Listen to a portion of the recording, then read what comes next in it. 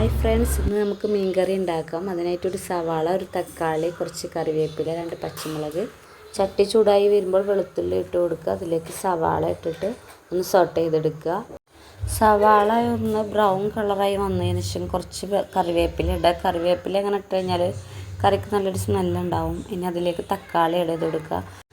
തക്കാളി ഒന്ന് വെന്ത് വരുന്നത് വരെ ഒന്ന് സോട്ട് ചെയ്തെടുക്കുക.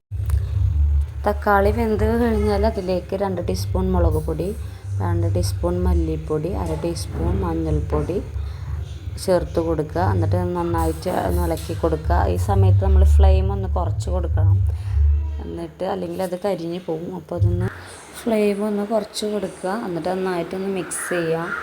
നന്നായിട്ടൊന്ന് അതിൻ്റെ സ്മെല്ലൊന്ന് പോയി കിട്ടുന്നവരെ ഒന്ന് ഇളക്കി കൊടുക്കുക. നന്നായി ഒന്ന് വഴഞ്ഞ് വരുമ്പോൾ അതിലേക്ക് നമ്മൾ പുളിവെള്ളം കുറച്ച് ഒഴിച്ച് കൊടുക്കുക. എന്നിട്ടൊന്ന് മിക്സ് ചെയ്തെടുക്കുക. എന്നിട്ട് ആവശ്യത്തിന് വെള്ളം ഒഴിച്ച് കൊടുക്കുക. ആവശ്യത്തിന് ഉപ്പ് ഇട്ട് കൊടുക്കുക. പച്ചമുളക് ഈ ടൈമിൽ ആഡ് ചെയ്ത് കൊടുത്താൽ മതി. നന്നായിട്ടൊന്ന് കറി ഒന്ന് കുറുകി വരുന്നവരെ ഒന്ന് തിളപ്പിച്ചെടുക്കുക. ഒന്ന് വറ്റി വരുന്നവരെ തിളപ്പിച്ചെടുക്കുക.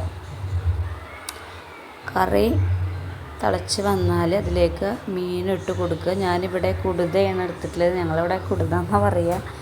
അപ്പോൾ ആ മീനാണ് എടുത്തിട്ടുള്ളത്.